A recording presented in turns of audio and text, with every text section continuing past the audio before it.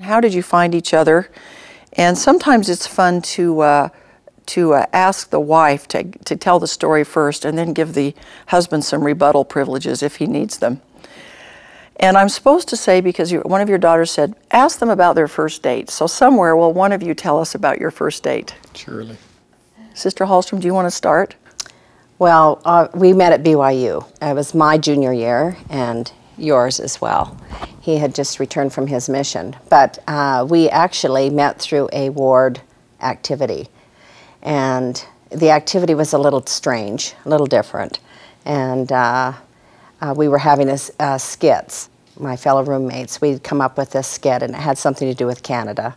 And so we had performed this skit, and so it was shortly after that then that he called me, because I guess that's where we were first noticed with each other. Okay, so you noticed him, he noticed you. It was interesting because I had just 2 months prior returned from my mission to England.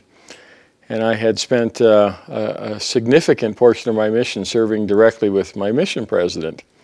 He was still in England because of his 3-year assignment and, of course, my 2-year assignment.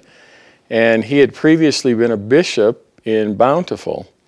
And he had arranged for me to go and speak at his home ward in Bountiful. To this day, I don't know why he did that, but he did.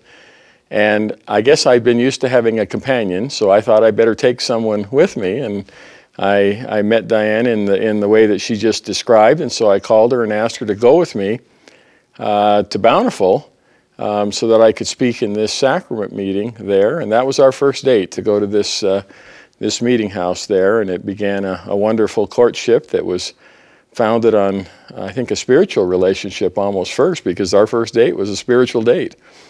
And it was interesting because we've only been to that meeting house twice, on that occasion.